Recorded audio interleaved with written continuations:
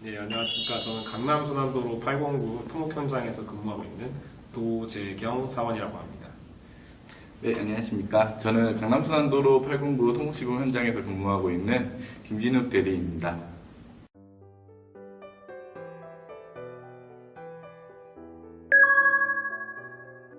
네, 저는 토목 현장에서 공무팀 업무를 담당하고 있습니다. 공무팀 업무라 하면은 실제 그 설계 도서를 검토하고 설계랑 상의하거나 그런 거에 대해서 설계 업무도 수행을 하고 있으며 그 외주 조달 업무도 현장에서 같이 수행을 하고 있습니다. 예를 들어서 쉽게 얘기하면 공무팀은 전반적인 현장 관리를 수행하고 있다고 생각을 하시면 되고요.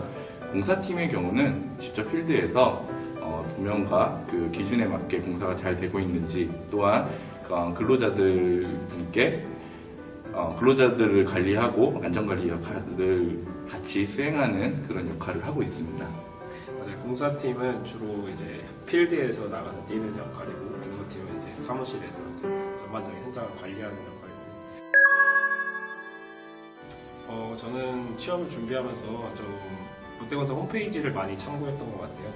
홈페이지에 들어가면 뭐 이제 회사에 대한 정보도 많이 알 수 있고, 뭐 앞으로 어떻게 업무를 하게 되는지도 많이 정보를 얻을 수 있어서 그런 정보를 많이 활용했던 것 같고요.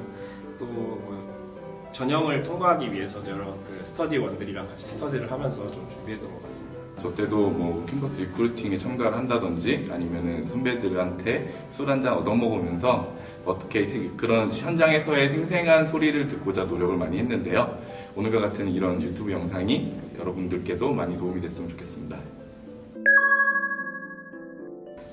네, 자기소개서를 딱 작성하려고 보면 이 질문에는 어떤 내용을 써야 될까 이런 고민을 되게 많이 하게 되는 것 같아요. 그래서 저는 자소서 문항별로 좀 핵심 키워드를 찾으려고 했었어요. 예를 들면 문제에 봉착했을 때 그걸 해결한 경험이 있느냐 이런 질문에는 이제 문제 해결이 가장 키워드이기 때문에 팀 프로젝트 과정에서 제가 문제에 봉착했고 그걸 어떤 리더십을 가지고 해결했는지 이런 걸 좀 녹여내려고 했던 것 같아요. 대리님 이 자기소개서를 작성하기 위해서 여러 가지 자기에 대해서 나열을 열심히 해보고 체크리스트 같은 거를 작성을 해서 자기가 원하고자 하는 답변에 대해서 빠짐없이 작성을 하는 게 중요할 것 같습니다. 그런 리스트업을 하고 그거에 대한 키워드를 찾은 다음에 질문별로 각자 그 경험을 녹여낸다면 좀 좋은 결과가 있지 않을까 생각합니다. 네.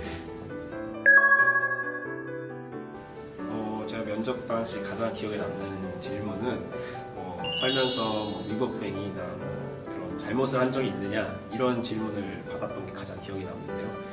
저는 사실 그 당시에 질문을 들으면은 그냥 없다라고 말하게 되더라고요. 그 분위기 자체가. 정말 없었을까요? 사실 정말 없진 않죠. 그래서 그 면접관님 분들도 저한테 그럼 뭐 문화냉단이나 이런 것도 한 적이 없느냐. 그래서 제가 그때 딱 그런 것도 위법행위라고 저는 했습니다. 라고 이렇게 솔직하게 얘기했고 그리고 그 면접장 분위기를 무겁게 안 가져가려고 했던 게 가장 큰 장점이지 않았나 생각합니다. 제가 1년 동안 근무하면서 공사팀의 가장 큰 장점은 이제 CAD를 하면서 현장 여건과 설계 도서에 있는 거를 매칭시키는 그런 능력이 가장 중요한 것 같더라고요. 저 같은 경우도 입사하기 전까지 CAD를 해본 경험이 거의 없습니다. 저도요. 그래서 사실 엑셀이나 이런 업무도 되게 주로 많이 사용하고 중요한 업무이긴 한데 저는 사실 세밀함이라고 생각합니다. 예를 들어서 토목 현장 같은 경우는 저희가 상상하기에는 아주 가마란 대지에 러프하고 먼지도 풀풀 날리는 그런 현장을 생각하게 되지만 사실상 공사나 공무나 이 세밀함이 정말 중요합니다. 공무팀 같은 경우는 이제 내역서 돈에 대해서 좀 다루는데요.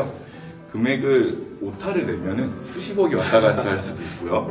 공사팀 경우도 제가 생각하기에는 도면하고 일치되는 것을 현장에서 확인하기가 굉장히 어렵더라고요. 그래서 그런 세밀함이 토목 현장이란 그 느낌하고는 잘 안 어울리겠지만 저는 굉장히 중요한 역량이라고 생각합니다. 사실 토목의 장점이라고 하면 제가 시공했던 그 구조물을 이용할 수 있는 장점이 있다고 생각해요. 저희는 이제 사회 기반 인프라 시설이기 때문에 언젠간 한 번은 사용할 수 있거든요. 네, 저도 조금 입사한 지 시간이 되다 보니 예. 제가 역할을 직접 수행을 해서 공사한 건물이 완성되는 것을 봤어요. 네. 실제로 제가 이용도 하고 네. 완성되는 것을 보면서 많은 사람들이 같이 다 이용을 하는 그런 건물이다 보니까 친구들한테 이거 내가 만들었어 맞아요. 라고 얘기를 할 수 있는 네, 그런 거가 참 큰 것 같습니다. 저도 나중에 결혼을 하고 애를 낳았다면 제가 지금 시공하고 있는 809에 와서 한번 이거 아빠가 건설했다 이런 얘기를 하면서 좀 뿌듯함을 느낄 수도 있을 거라고 생각합니다. 사실 장점이 많은데 가장 큰 장점이면 아무래도 그룹사 할인이 제가 가장 큰 장점일 거라고 생각해요. 유통을 주로 하는 롯데 그룹이기 때문에 뭐 백화점, 하이마트, 호텔 이런 할인이 굉장히 많거든요. 그래서 저는 그룹사 할인이 가장 큰 장점이 아닌가 생각합니다. 네, 저는 처음에 입사하기 전에는 네. 롯데캐슬을 10%를 할인할 수 있다는 그런 기대감을 갖었는데요. 엄청 좋겠네요. 네. 사실은 그 법적인 사항 때문에 어렵고 그렇죠. 이런 그룹사 할인 제도가 많기 때문에 더욱더 이제 롯데건설 입사를 해서 많은 혜택을 얻고 있고 또 더군다나 그 롯데를 더 사랑하게 되는 맞아요. 계기가 되는 애사심이 것도 굉장히 많이 네, 생기죠. 정보이 되는 것 같습니다. 또 다른 장점이라고 하면 롯데건설을 다니면서 좀 사람을 중시한다는 느낌을 굉장히 많이 받았어요. 제가 신입사원으로 들어와서도 뭔가 이제 책임분들이나 뭐 대리님들한테 케어를 받고 있다는 생각을 되게 많이 하게 됐고 그런 사람 중심의 경영이 좀 잘 되는 듯한 느낌 그런 부분에 대해서 오는 안정감 이런 게 가장 큰 장점이에요. 제가 드리고 싶은 말은 저도 롯데건설만 4번을 도전해서 입사를 한 케이스거든요. 2년이라는 시간 동안 준비를 하면서 롯데건설에 가장 치중을 했던 것 같아요. 이것처럼 여러분들이 하고 싶은 분야를 정하고 좀 명확하게 정하신 다음에 그거를 포기하지 않고 꾸준히 도전하신다면 좋은 결과가 있지 않을까. 네, 저도 이 말에 되게 동의를 하는데요. 제가 입사했을 그 당시에도 15년도인데 메르스 때문에 되게 취직시장 문도 많이 갇혔고 포기하고 싶은 생각도 많이 들었습니다. 네, 올해 아니면 내년 해야지 이런 생각도 많이 들었었는데요. 그렇게 포기하지 않고 꾸준하게 정보도 많이 듣고 지원을 꾸준히 열심히 잘 하다 보면 좋은 결과가 있지 않을까 생각됩니다. 한우물만 파는 게 도움이 될 수 있습니다. 네, 여러분 힘내세요.